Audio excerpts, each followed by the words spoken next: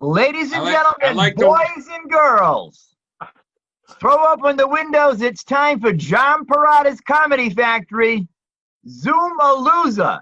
And now, from a bunker in the Bahamas, your host, John Perrotta.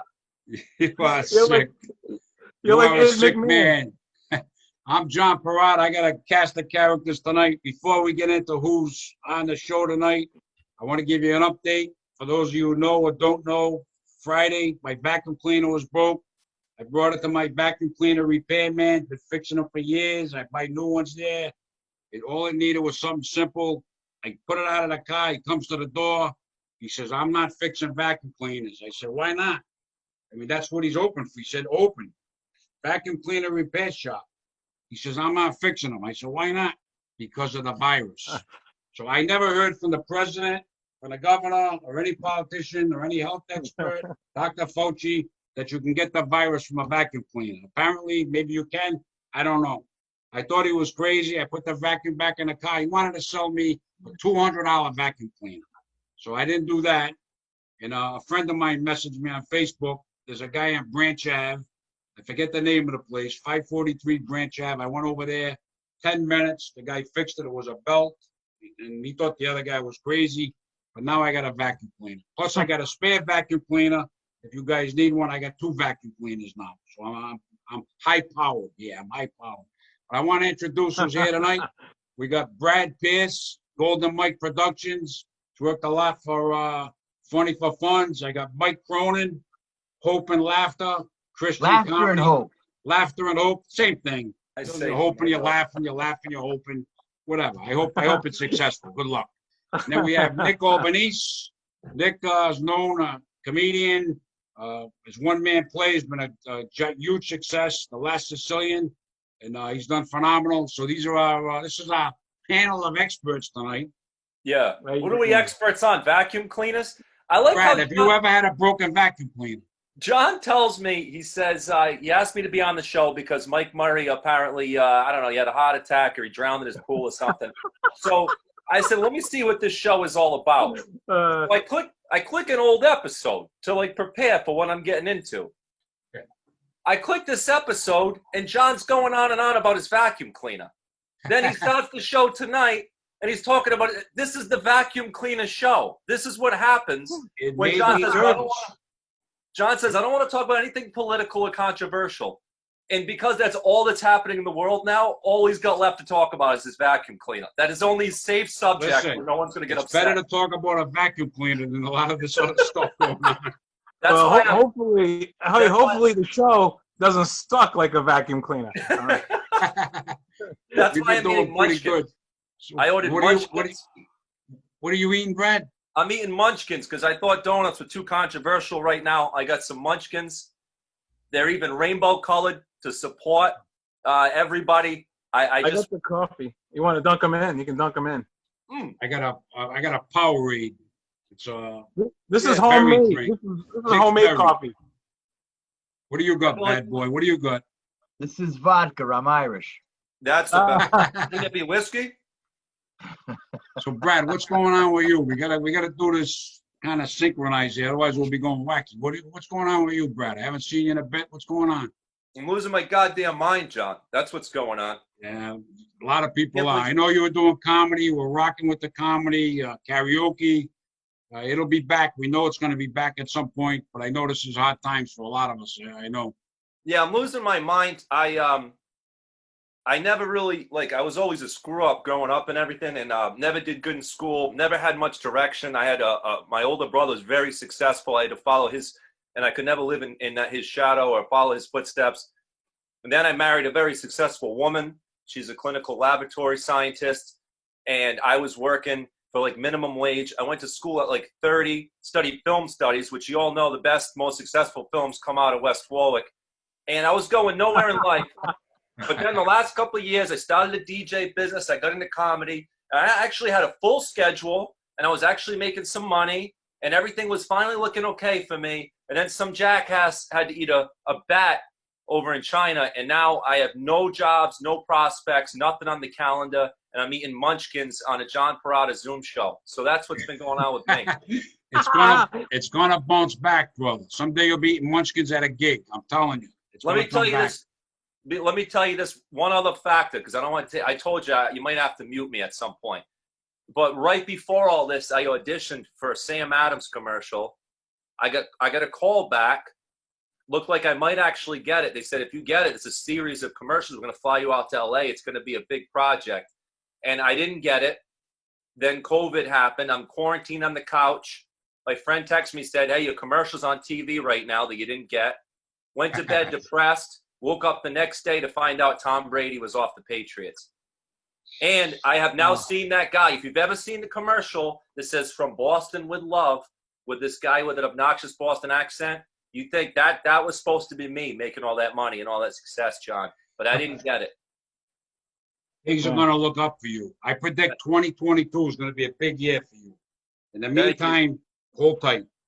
Thank you, John. I'm going to have to hold down the crowd work since you're not leaving the house till there's a vaccine. I'm not leaving for a while, man. Yeah, that could be never. You might die of old age by that point. Dr. Fauci's a distant cousin of mine, so I talk to him now and then. And tell him to put you on. Tell him to have you go to one of the press conferences. You could do crowd work with Fauci. That'd be great. Oh, I would love to be at a press conference doing crowd work there. I would love, I'd like to pick on Mitch McConnell. That guy, he doesn't want to do anything for anybody, man. He's tough. Mitch McConnell. I'm independent. I like some Republicans, some Democrats. Mitch McConnell, he rubs me the wrong way. I like to stay balanced myself. You look at Nick Albanese in front of a Japanese changing station. I like that. That's nice. It's nice. And he's telling fortunes. You got to make money somehow. He's on Zoom doing fortune telling. I'm doing massages. I'm doing massages, man. Nick, what's going on? Nick, what's going on with you, Nick? We got to switch over to Nick. You were doing the last Sicilian that was rocking. You did it in New York. And So what's going on with you with this pandemic hit? What was going on with you? Well, kind of like Brad, man. I had a lot of things happening. I thought 2020 was the year, I was working on a book, Memoirs of the Last Sicilian. It's all about being on movie sets, my experiences on movie sets and driving limo, and my whole experience of doing my one-man show, The Last Sicilian. And I wrote the screenplay version of it, which is called The North End of Providence. I had somebody interested looking at it to produce it. I had a couple of producers interested in a TV pilot I wrote. And I was waiting for a grant from the Russo brothers. If you know the Russo brothers, Google those guys. They made a lot of the Marvel movies. Wow. And a grant to get money to make a short film. So I had all these things ready to go for this year. Boom. The virus hits. And I'm sitting at home with my kids, distant learning, 3 kids driving me nuts. Thank God my wife still works. And, thank God I'm home because the kids are home. So if you ever need some time off, me and Mike Cronin have recently started a daycare center. We come into the house, we watch the kids. You guys would be great babysitters. It's good. Hey, Mike Cronin drinks. Mike Cronin babysitted once for me. Oh, yeah. He'll drink vodka. He'll sit in the corner and kind of wake up 3 days later. I was really desperate that night. And Mike was the last guy I could call. And he came over. He did it for me. I babysit for Nick right now. All his kids know me. Santino, Adriana, Luciano, who we call Louie. You babysat for Nick's kids? I babysat. I'd be afraid to leave my beagle with you. So I get over there, right? Nick leaves. Stacy leaves. And Stacy lays the ground rules down. Be good. Be polite for Mike. Listen to what he says. We're going to watch TV. We're going to watch this. You're going to watch that. Blah, blah, blah. Stacy no sooner shuts the door and Santino just jumped up with authoritative rule and says, we're watching this. So they forced me to watch this movie. Louis sits up on my lap. This movie's putting me to sleep. I'm like, Santino, can we watch? This is what we're going to watch. I want to watch this. What was the movie? Wow. What was the movie? It was probably The Irishman. It was some kids movie, but it was a lot of fun. It was a lot of fun. Mike, so let me get this straight, because a couple questions for you. One is, so all those Italian names you said, those are his kids' real names? Those are his kids' real names. I thought you were exaggerating to be funny because he's like so Italian. Are you run those names again? What are the names again? Santino, Adriana, and Luciano. Wow, that sounds like an opera song going wrong. Holy. Yeah, seriously. Talk about stereotypical. That sounds like a Pavarotti song. That's what it sounds like to me. We're old school, man. We're old school. A couple of years ago, Nick had a big Memorial Day cookout. Everyone's over there. He's got the cast for everybody needs some therapy. Now, I've been with Nick since day one with The Last Sicilian. I was at the very first table read, the whole bit. And I had met his mom. I've met his mom a few times before, but I never met his dad. And this place centers around his dad. Yeah. All of a sudden, his dad comes walking through the yard. I thought I was meeting Elvis. I mean, you got to be kidding me. This is Francisco. Francisco from the play, Frank. It's a rare moment. My father does not leave the house, even before COVID. I met your mother at the Sunnyside once, Nick. You cooked me at a little dinner show. She made those rice balls. Yeah, nice lady, yeah. So that day at that picnic, that cookout, his brother Antonio they all speak Italian, is telling his mom all these jokes in Italian. His mom is laughing, having a great time. Then, about, what was it, Nick, like a year ago or so, it was for Nick's fundraiser. We did a fundraiser at Sacred Exchange for Nick. So we go down to his brother's bakery down in, what was it, North Kingston it was in? So we go down to the bakery. I'm blown away. All this sweet stuff I'm eating and whatnot. All of a sudden, Nick's mom starts talking to Nick in Italian. And Nick tells me we're driving away later on, his mother was telling me, you got to get him out of here so I can finish cleaning up and we can close. Because I kept talking and talking and talking. Get that bum out of here. Oh, yeah. You got Brad and Mike on tonight, dude. Me, John, we're not talking. We're not going to talk. You got to get your brother Santino. Next time we'll have him on. He can tell jokes in Italian. I think that'd be cool. People be trying to translate it. They won't even know what. He can explain how to fix a vacuum cleaner in Italian. My brother Antonio. My son Santino. Oh, Antonio. I can't remember. Antonio, Santino. Luigi. I can't remember all these names. That day when my father walked in, he was like, he saw a movie star because my play is all the main characters are my father and my uncle. And so for 2-3 years, Mike's heard all these stories. He's been to every show. He does all the lights and the slideshow for The Last Sicilian. So he's seen like hundreds of my shows. When he finally met my dad, it was like meeting a star. And that was a rare moment because my dad, even before COVID, has never left the house. Wow. He never leaves the house. He leaves to go get his medicine, maybe go walking, and that's it. He's home watching soccer 24/7. Hey, how about when I filmed something with you at Palmieri's Bakery for you had a what was that show you had? Bread, Butter, and Bullets. Yeah, I did an episode. Bread, Butter, and Bullets. Actually, at the Sunnyside, we filmed a mob sit-down scene. I remember doing that. I remember being at Palmieri's Bakery doing something on the hill. We did something. We did a scene. Yeah, we did like about 9 episodes of that. Dave DiLorenzo, he played the mob boss. God rest his soul. Yeah, Dave DiLorenzo. I had a couple of Eddie Galvin was in it. A couple other guys. Yeah, I had a lot of people in that show. What's going on over there with you, Dave Brad? DiLorenzo. Dave did a good part in that play. Is Mike Italian? Mike, you're Italian too? Dude, if I looked any more Irish, they'd put me on the cover of the Lucky Charms cereal box, brother. Come on, man. Oh, that's right. You said, well, you confused me because you said you're Irish, but you're drinking vodka, which is Russian, and you're over here talking about Luigi and meatballs and shit, so I couldn't tell.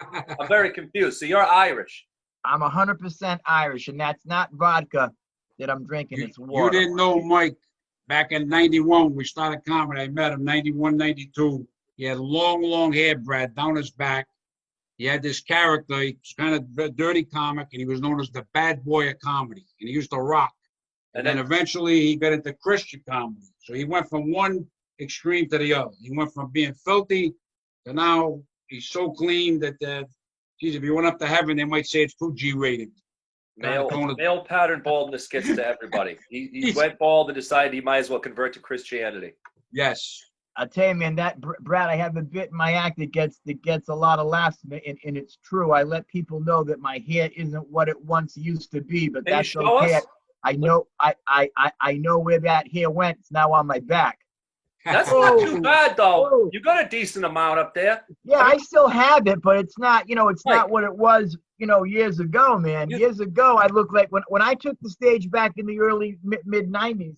I look like I was fronting Journey instead of doing stand up. I had hair the guys in bands envy. You got to be at least 75 though, so for that age, that's quite a bit of hair you got on there. I am preserving really well. Me and Mike is 62. Yeah. All the Budweiser, all the Goldschlager has preserved me well. Do you keep that bike back there to try to fool people into thinking you actually exercise? Oh, dude, check this out, man. I'm a bike rider. I just bought this bike. It's a Trek FX Disc 1 stagger frame. Nick picked up my old one. I had a Schwinn mountain bike. Nick's got the old one. I go riding every day. That's my helmet back there because I got a good friend, Patty Wood, who will flip out if I don't wear my helmet. So I got my helmet. And dude, Mike, I am riding. Mike, I was just trying to make a joke. I didn't need the entire history of that bicycle right there. That dude, was really a lot of information. To be riding my bike, my brother. Can you drink some more vodka and ride that thing in a circle around your living room for our entertainment? Yeah. Yeah, I want to recap where I met all you guys. I know I met Nick at Stitches Comedy Club in the Province Place Mall, 2003, 2004. 2004. I just 2004, and you brought a lot of people. You had a lot of friends there. I remember. I had a lot of friends back then. Now they don't give a crap about. Now you got nobody. Now you got Cronin in a bottle. That's it. Mike, when I met you at Periwinkle's Comedy Club, 91, Periwinkle's 92? 1991. And where did I meet you, Brad? I'm trying to remember where I met you. Had to be at a gig? A rest stop. You met him at a rest stop. Yeah. I decided to get some pizza one day. No, I don't know, probably like an open mic or something. I remember one of the first times I talked to you was at the Comedy Connection. Yeah. I had to do some spots at the Comedy Connection, yep. You gave me a nice compliment, and it meant a lot to me because at that point, I thought you were actually going somewhere in life, John. But now, if I knew you were going to end up doing this, I wouldn't have been so excited about your compliment. This is my studio. I'm in my daughter's bedroom. She got married and moved out, so this is now my studio. I got a new laptop. I got the ceiling fan, the air conditioner on. This is my studio. Hopefully they don't get divorced or you're screwed. And then I'll be in the deck. I'll be in the backyard. You can sit on Mike's bike in the background. That's it, man. I'll move in with Mike. Johnny P. I'll have to move in with Mike and I'll sleep on a couch. Where's the wife tonight, Brad? She's probably doing something productive. She's probably filing for divorce downstairs right now. I don't know. She's got a great wife. Nick's got a great wife. Yeah, I wish we could show it. Recently, I saw there was a coronavirus video with Nick's wife. Brad's wife was singing. It was awesome. It was awesome. Thank you. Guys, that was actually her idea. Yeah, I really enjoyed watching. It was funny. I don't make jokes about the coronavirus, but the video. Well, it was more about the quarantine. More about the quarantine. It was a quarantine song. Yeah, it was great. I wish we could show that. That was awesome, man. That was awesome. Thank you. And, how's your wife doing, Nick? How's your wife doing? Oh, she's good. She's actually out in the yard weeding and watering our new some trees that we got for the yard. You're a great husband. A lot of yard work. She must be very impressed. Her husband's sitting in front of the Japanese changing station talking while she's pulling weeds out of the ground. What a lucky lady.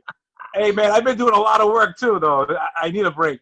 The yard looks really nice. So we figure we're going to spend the summer in the yard. So we made it, look nice.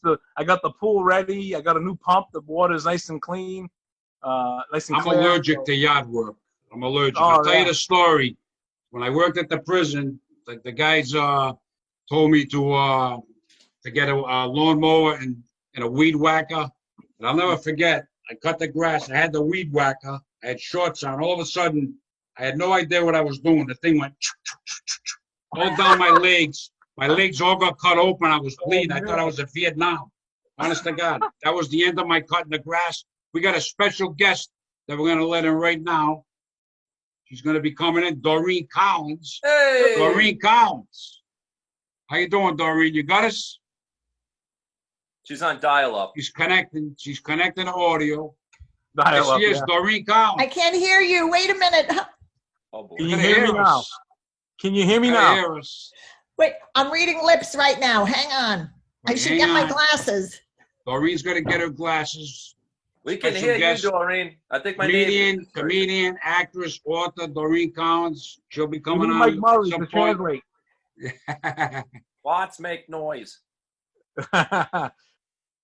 We'll give Doreen a minute to catch on. What's Might going on? take Anything else a with little you, bit Mike, in longer. North Providence? I'm in North Providence. You're in North Providence with the Poor boy. Doreen. Hey, John. Wow.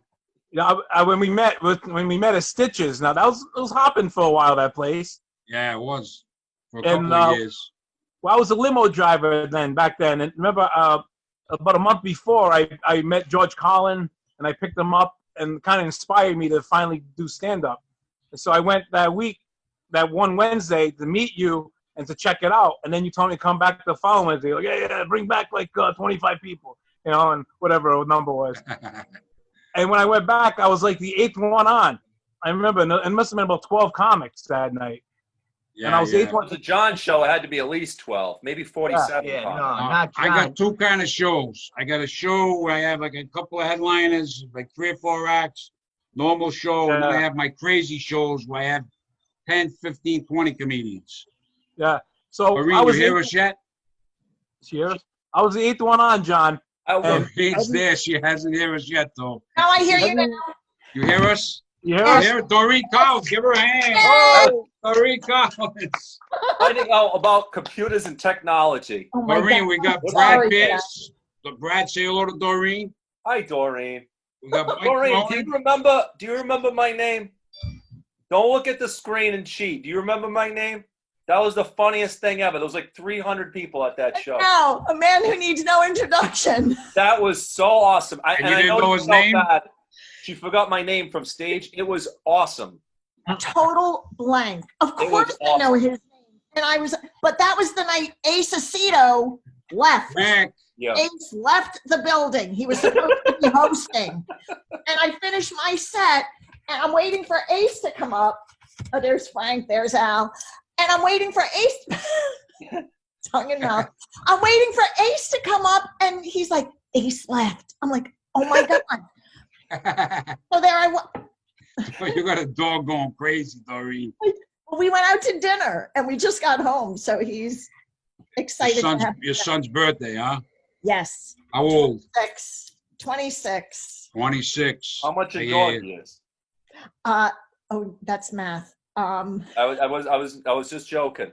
Can't I go back to your name again? I know. Yeah, let's talk about my name, because I gotta tell you, I know you felt bad, but that was awesome because it gave me like something to talk about for like the first 3 minutes of my set. Which is what your girlfriend said. She goes, don't feel, because I was like, oh my God, please tell him I'm so sorry. She goes, are you kidding me? You just gave him 10 extra minutes. That's my wife. I'm not allowed to have a girlfriend, but yes, that's what it is.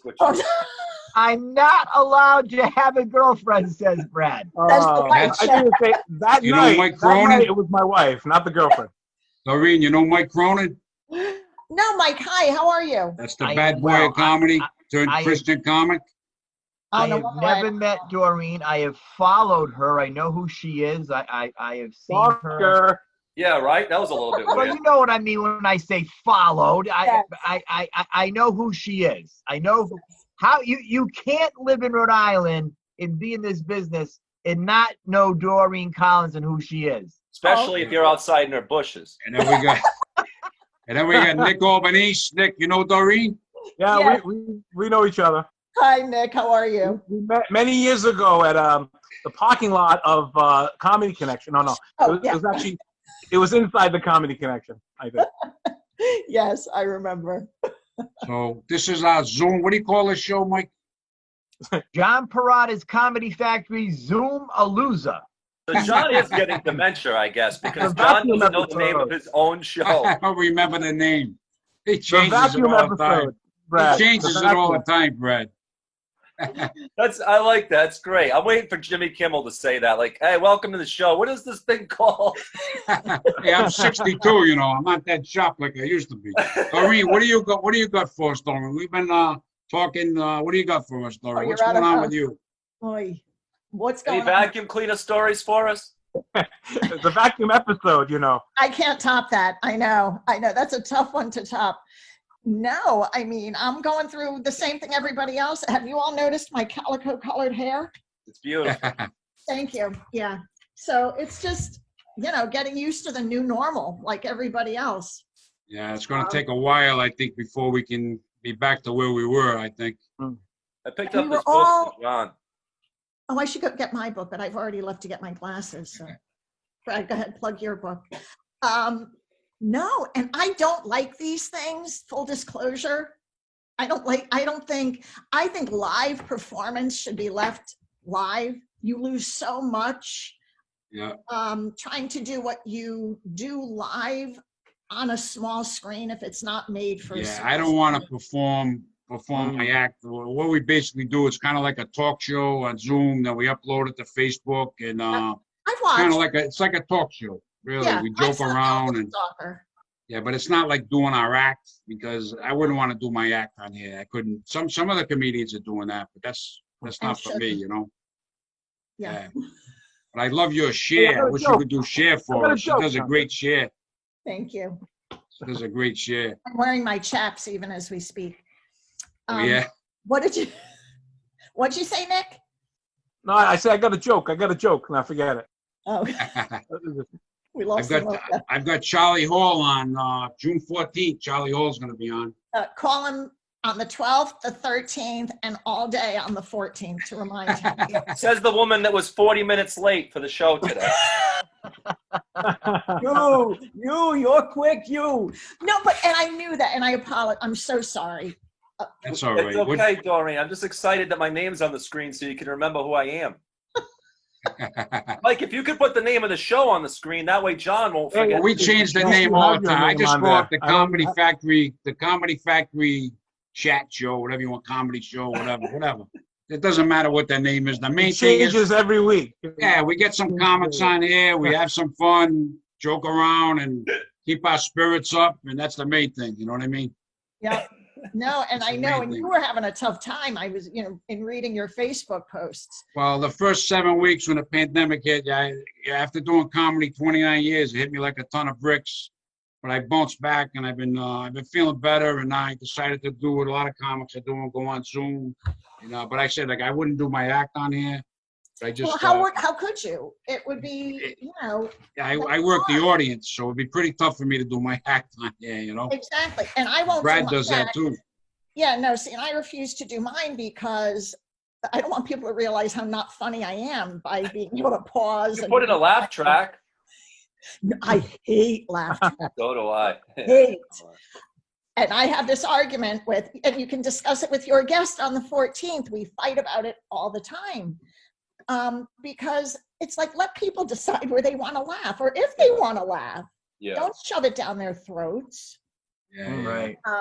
So before the pandemic hit, you and Charlie were doing a show Aging Disgracefully, which was selling out everywhere. Oh, John, I turned 60 on March 14th. You did? Yes. I spent the day refunding over $20,000 in ticket sales. We were sold out through June. Wow. And it was a happy birthday.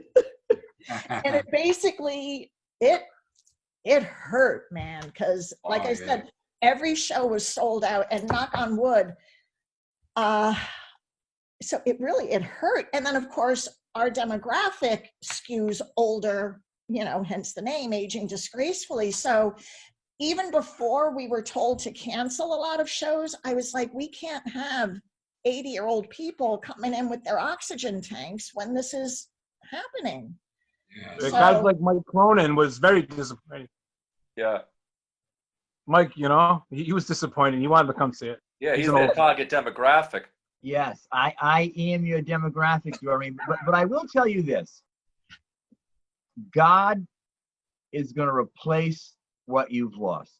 I thought you were going to say God was going to replace us, Mike. I thought you were telling us we're all going to die. But don't worry. There'll be 4 other more talented comics that God will bring to earth in your place. Just say thanks, Mike. That's very encouraging. Mike says he's going to replace everything. I'm going to tell my wife when I get out of here, don't worry. Mike said I'm going to be replaced pretty soon. God will send you a better husband. From Brad Pierce to Brad Pitt. Yeah, big upgrades for everybody. Thank you guys for helping me feel young, by the way. I'm about to turn 40, and I'm depressed about being unemployed. Suddenly, I feel great. I feel like I got 20 more years of disappointment just to catch up with you guys. Brad, let me tell you something. My 40s were my best decade. I'm going to remember that when I'm an unemployed karaoke host next month. Hold on a second. Hold on. I'm in the middle of my 40s. I'm 46 in 3 weeks. And so far, the 40s have sucked. No, I'm only kidding. It's pretty good until this year. This year just sucks. This year sucks for everybody. Everybody. So, Mike, you're 40? What? Brad, you're 40? In August. Oh, wow. I thought you were younger, man. I thought you were like 30. You're like a kid. Well, thank you very much. But no, I am old. Mike, what was it like when you turned 40 in 1974? You know, when I turned 40, man, I welcome every age. My sisters always tell me years ago, dye your hair. I'm like, what are you, out of your mind, dye your hair? I can't wait for it to all turn white. All my goatee is white. My Irish mustache part here, the Irish still fights and holds it in. And my hair, like when I do my hair with my hair product and stand it all up, it's mostly all white and silver. I love that. You're a silver fox, Mike. Dude, I am. I'm all about that. You're like like Doreen commented on her hair earlier, calling it calico. I always encourage my female friends. I tell them all the time, just let it go. Stop dyeing it. They look at me like they want to punch me right in the throat, that it would never happen. I would love to see women just stop dyeing their hair and let it go. You are beautiful with your natural hair. You're such a positive guy, Mike. Wow, says the guy who looks like Nick Nolte now. Yeah. Right. I dye my hair, but I'll tell you, I kind of like the mask thing because I don't have to shave the mustache anymore. I don't have to line a lip. I don't even have to brush my freaking teeth. So the mask is working. But the hair, I mean, I have a great hairdresser, so that's why I'm not freaking out that I'm calico right now because she does a great job. But the mask thing is crazy. The mask. I was in CVS the other day. I had my mask on. This other girl had her mask on. She's looking at me, waving. I'm like, I don't know who she is. She put the mask on, and it was an old friend of mine from high school, but I had no clue. It could have been one of my ex-wives. I had no clue who it was. Again, you roll the dice, right, John? I had no clue. Do the women wearing burqas, do they have to mask under the burqa, or is the burqa enough? I would think it's. I think it'll be a little overkill, I think. A little too much? Like, I don't think Darth Vader has to wear a mask when he goes to the grocery store. I think he's good. I would have loved to show up to the grocery store with a Darth Vader outfit on. My friend did. My friend Gary went with a Boba Fett helmet on to the grocery store. Oh, that'd be awesome. Does that count? That's a mask. I think it counts. I think that's over preparation. Well, no one's going to bother you. I mean, the manager's not going to be, sir, you have to leave the store. They'll be afraid of you, probably. Mike fell asleep. I'm looking for a picture. Tommy did a picture of Darth Vader. We put it up on our fan page and website of Darth Vader wearing the mask. Tommy, Doreen, do you know Tommy Moran? I don't think so. While we're talking about this, I'm kind of getting hungry. What do you guys think I should eat tonight? Your feelings? Well, I ate before I even came on here. You eat this late? This is late. I was just going to say, it's awful late, John. I've been known to get up at 3 o'clock in the morning and heat up a can of Dinty Moore beef stew. No. I'm a 24/7 eater. I mean, I lost 64 pounds. The pandemic hit.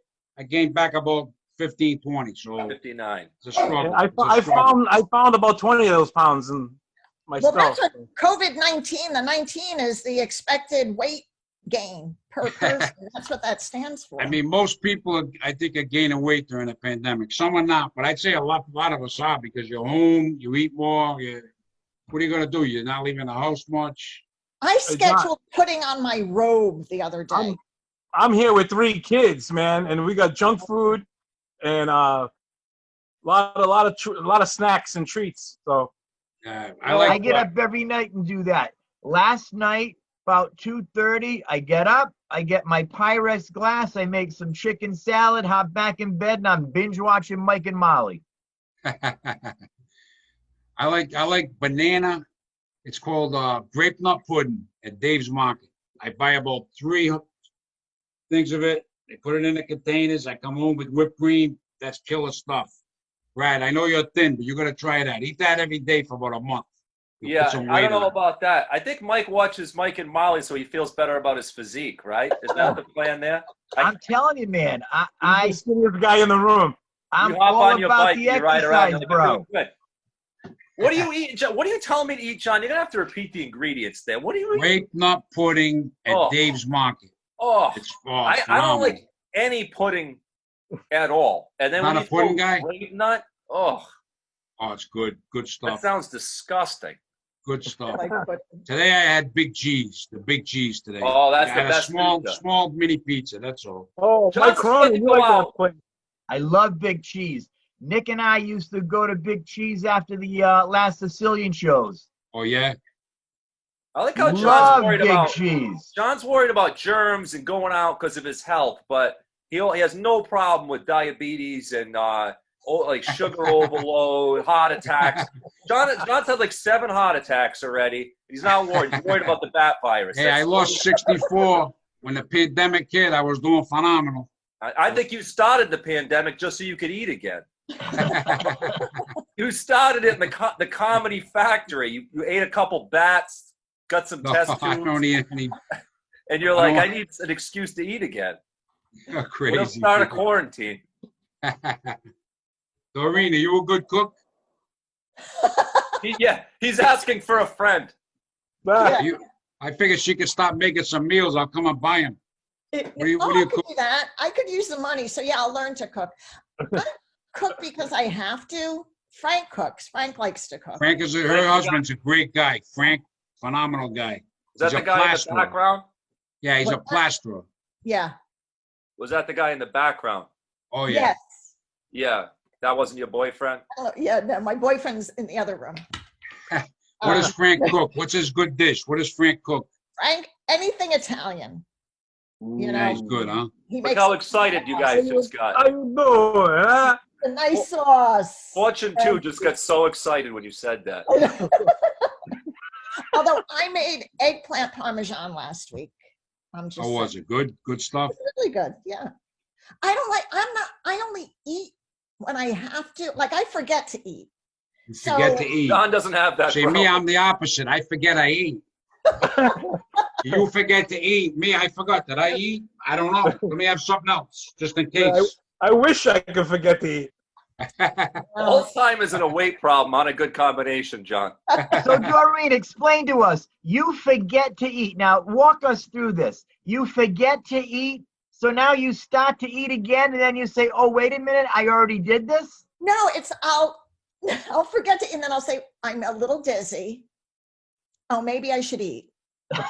Or Frank will start so you're about to go. No, I just don't. I don't go to restaurants for the food. I like atmosphere and to people watch, and hopefully the food is good. Yeah. What's your favorite restaurant for atmosphere then? Oh. Legs and Eggs? Yes. Yes. What's your favorite place? You know, the first strip club, the first time I went to the strip club, it was after a show. Do you remember Stitches? Anybody remember? Yeah. We did shows there, yeah. Yeah. And all the guys were like, yeah, we're going to Foxy after this. I'm like, well, what about? And they're like, oh, you want to come? And I'm like, well, yeah, if everybody else is going. And what's his name? Calvert? No. I forgot his name. He was a young kid. He had never been to a strip club before. So I hung out with him, and he was like a kid in a candy store. And we're sitting, at the bar with the I'm sitting at the bar with the girl. So he's like, what do I do? Where do I put it? And they're coming over to me because evidently when women are at the clubs, they pay attention to the women. So he was loving it. And he's like, and this kid it was just so cute. It was so cute seeing his first strip club. Where did I meet you, Doreen? Was that the strip club? Same night. Yeah. Same night. Yeah. I remember doing your show. You had a show at Stitches where you were on the stage, and we had a couple of coaches up there and a couple of chairs. You had like a talk show, kind of a talk show, variety show. The Doreen Collins comedy hour, and it was 90 minutes or something. Yeah, I was on. I remember being on that. Yeah. Yeah. Yeah. That was fun. That's about the time I met you. Around that time, around a little before that, I think. Yeah, it's the Stitches times. That was a good time. How long was that club there? Like 2 years, right, John? I was there, yeah, 2003, 2004. I was a doctor and a real estate developer. They lost $1 million. They decided to open up a comedy club, Brad, in Providence Place Mall. The parking was atrocious, and we had some good crowds, but yeah, the setup wasn't good. They just setup wasn't good. It wound up going under, but we had a lot of fun there. I worked a benefit there for the station fire. Tom Carter was in the show. Bob Seibel, Dave Andrews, Paul D'Angelo. They had a really great. I forget all the comics. Larry Norton. It was pretty cool. I mean, we had some good times, a couple of good years there. Unfortunately, they went under. You know. The owners were, you said, a doctor and a real estate guy. It was Fauci and Trump. Nah, it wasn't them. It wasn't them. But it was too bad. We had fun. But it I've seen on the news, you know. So. Doreen, when you went to a strip club, was it the Foxy Lady? Yes, I went to the Foxy. I've been to the Cadillac. I remember going to the Cadillac with Vinnie Paz, and we sat in a booth in the back and just analyzed the girls.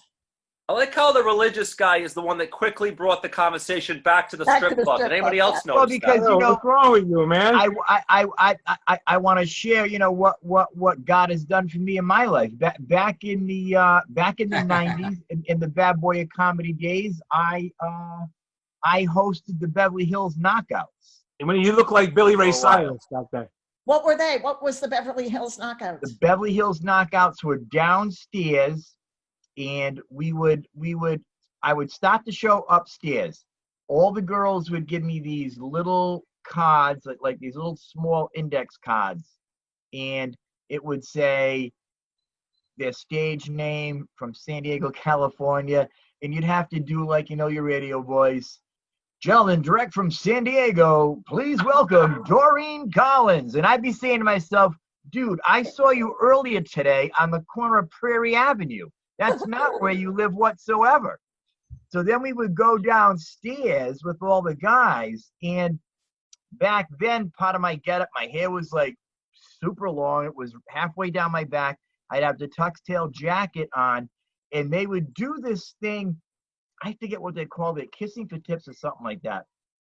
What I would do was I would get up with them on the bar rung and go all the way around with all the girls. They would make money hand over fist. And that was just for a short period of time. So, Mike, you're a great spokesman for the strip club business. You just motivated a lot of women to get into stripping to make money hand over fist. What kind of ministry are you running, Mike?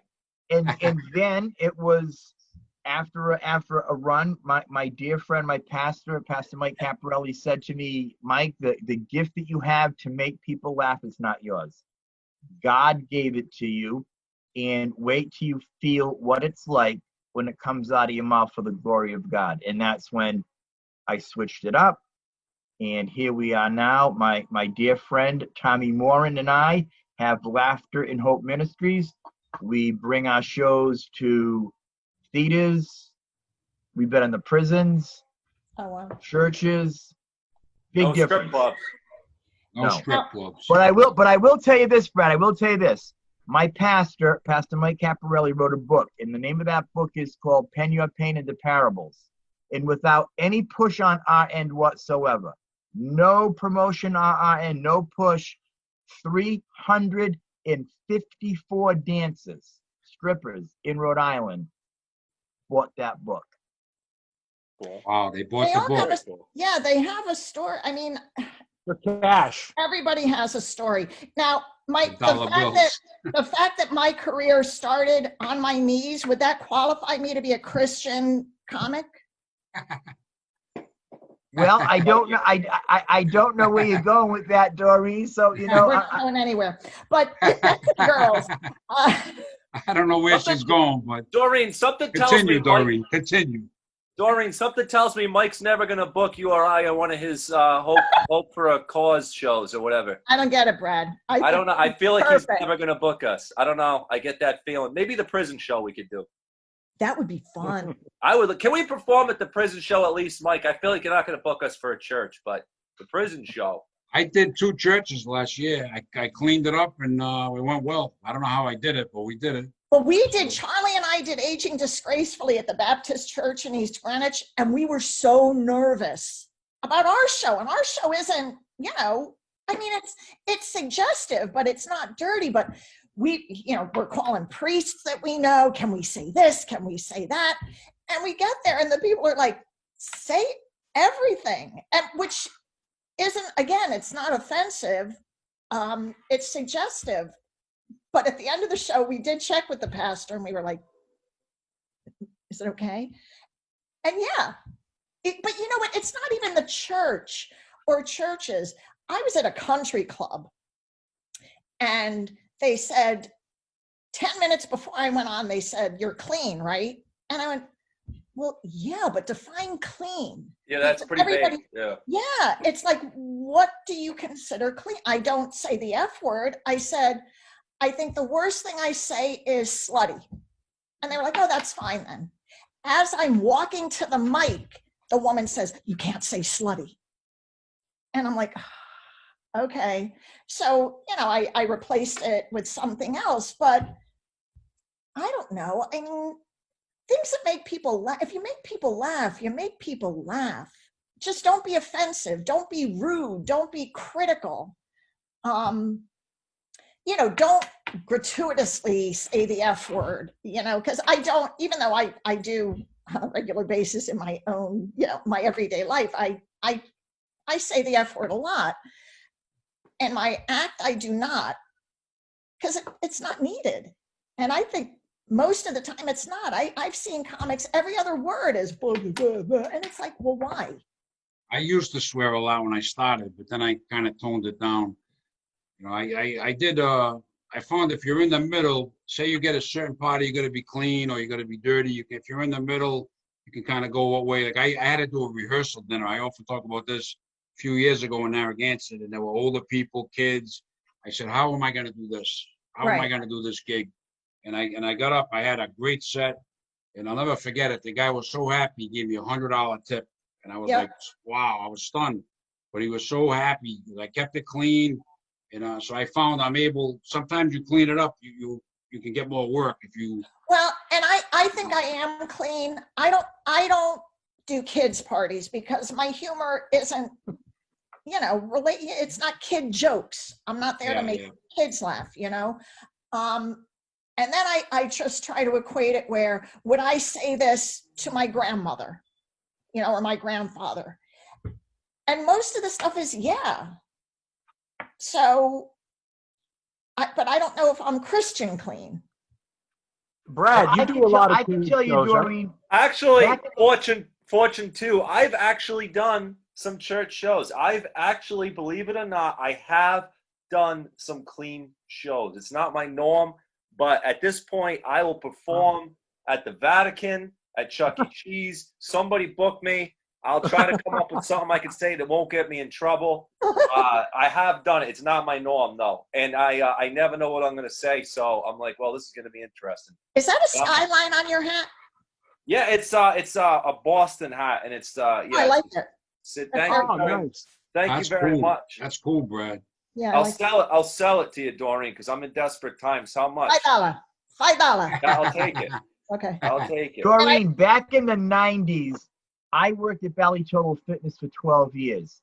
And I was over here in the North Providence Club. I was over here in the Warwick Club, the East Providence Club. But in the North Providence Club, when I worked there, I used to see Charlie Hall all the time. In the locker room. And that's where they met. And I Ron was doing crowd work in there. He's like, look at used this to guy's hound ball. Charlie all the time for a dinner show. And Charlie used to always say to me, he used to always go like this: I think you're funny, Michael, but you're not clever and clean. And that would be it. That would be our conversation for a long time. Then he finally gave me Frank Santos, and I did very well at that. However, at 62 years old, I wish, and I had a recent conversation with Charlie about this. He gave my church some beautiful artwork of his to auction off. He said, Michael, whatever you want, just take it. He was very gracious to us. And I wish, and I just sold this to John yesterday, and it may seem odd for those of you that are listening that saw my act during the rip-roaring bad boy of comedy days, but that being said, I wish that I took his advice back in the early 90s. I really do. I really, really do. Well, I do prefer clean comedy. I mean, not, a priest and a rabbi walk into a bar. I don't think I'm dirty. I mean, has anybody seen Aging or my stand-up? I want to see it. I haven't seen. I saw your stand-up act. Yeah. Yeah. I haven't seen Not Aging dirty. gracefully, but one of my best friends, Patty Wood, has, and she said she laughed so hard she thought she was going to pass out. Oh, good. And because of her age, she actually did, and she's no longer with us. But God rest her soul. She went out with a smile, Doreen. It's all thanks to you. Thank you. Well, that it brings a whole new meaning to I killed. Doreen, don't worry. Mike said that she will be replaced soon, as we all will. We'll all be replaced. Well, we got to wrap things up, guys. It's that time. So what I'm going to do is one by one, see if everybody's got a last thought they'd like to add. I loved having all you on. Thanks for coming. And everybody out there, stay healthy. All you guys, stay healthy. We'll get through this. Brad, you got anything parting words? John, thanks for having me on. Even though I believe I was your third choice, I think it was Mike, then Bill, then me. I was going to have you on sooner or later. So it was today. Eventually, you're going to run out of comedians that'll talk to you in And here. you go on to the vacuum episode. Yeah, right. Thank you for bringing me on yet another vacuum episode of John's nameless show. I appreciate you guys making me feel young, and you guys were like the ghost of comedy future that I can look at to see what my life will be like. Maybe I won't have quite as nice a bicycle, but it'll be nice. Hopefully, I'll have a better quality picture than Doreen's. She looks like she's in a horror movie right now. It's a floating head in darkness. But thank you. It was nice to talk to you guys. I really appreciate having me on. This was very fun. Thank you, guys. Thanks, Brad. My man, Nick Albanese, what do you got to say? No, just thanks for having me on. It was great listening to you guys. You're all funny and lady. Mike, thanks for the bike. Mike gave me his old bike after he bought the new bike. Nice. It's free. It's for me. I'm a out of work broke actor, so I could use I rode the bike once so far, Mike. I will get to ride it again. Nice. I'm glad. And yeah, like you said, John and Mike, everything's gonna come around. We just gotta be patient. A lot of people don't know what it is to be an artist, a comedian, a performing artist like us. What we go through mentally, sitting home, not be able to do what we do. I don't think a lot of people don't know that unless they are comedians or actors or musicians. But I think things will come around. And I didn't write anything for 8 weeks, but I forced myself this week to start writing again because I know it's going to come around again. So we got something to look forward to. God will not replace us. God will give us more. God will give us more than we lost, right, Mike Murray? Mike Cronin. That's right. That's right, man. Absolutely. Right, Nick. Absolutely. Bad boy, Mike Cronin, what do you got to say to wrap it up? I am honored and humbled to be on this show tonight. It gave me an opportunity to meet Brad and talk to Brad. I've always known who Brad was. Finally got to talk with him tonight. It was a blessing. God bless you, Brad. Doreen, I have known who you are for a long time and have followed your career. I've enjoyed this conversation immensely. John, I would encourage you, what you need to do is you need to get in touch with Doreen's PA, her personal assistant, to make sure she can be on time next time, because I would love to listen to an hour with just Doreen. I would love to listen to an hour. All you guys will be back on. Don't worry about that. We'll be mixing it up. All you guys are back. Doreen, what do you got to say? We were really getting into a role there. So this was a great conversation, John. Thank you. God bless you. I love you all. I pray God's favor all of you. And when I say that, I really do believe it. And Doreen and Brad, you're probably hearing it for the first time. Nick, I talk to you all the time. But what I've said to John is this. We're in the entertainment field, and right now it's different for people. It's a challenging time. And when the time is right for them to come back to be entertained, they will. They will come back. So they're going to knock on your doors, Doreen. You and Charlie are going to be filling venues again. Brad, you and Mike Murray. And what you do independently, Nick, Last Sicilian Productions. These venues are going to swing open. John, 30 years, people have been coming to you to be entertained. These doors are going to swing open because people are going to want to laugh. And they Let's hope they do. Let's hope they do. Whoever said laughter is the best medicine is right. It's right. Either that or hydroxychloroquine. It's one of those. Don't get into. We don't want to get into that. Doreen, what do you got to say to wrap it up? Brad, thank you for telling me about the lighting now that the show is over. I appreciate that. I really enjoyed this. Thank you so much. And I'm so sorry. Being late, I have pet peeves. I'm usually, if I am 15 minutes before, that's late for me. So I apologize for being late. We know traffic was tough tonight. It was. Going from the bathroom to the kitchen, it was just bumper to bumper. It was all blocked up in the bathroom. Yeah. And Mike, it was nice meeting you. Guys, it was great catching up. And I miss being out there. But I do agree with Mike. It is going to come back, and with a vengeance. Because I think as starved as we are for audiences, I think they're waiting for us too. Yeah, definitely. We'll leave it on that note.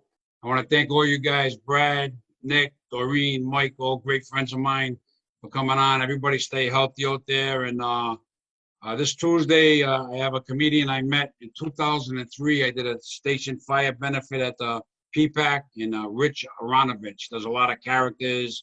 He's going to be on Tuesday, and I'll have some fun with him. And I'm going to continue this. I'll have all you guys back. We'll mix it up, trying to keep the comedy alive as much as we can until we can get back out there. So thanks a lot, everybody. Thanks a lot for coming on. I'll have my name fixed by then. I'll fix my name by then. All right, Nick. All right, guys. Thanks. Good night, everyone. God bless. Hey, Yeah. thank you. Thanks.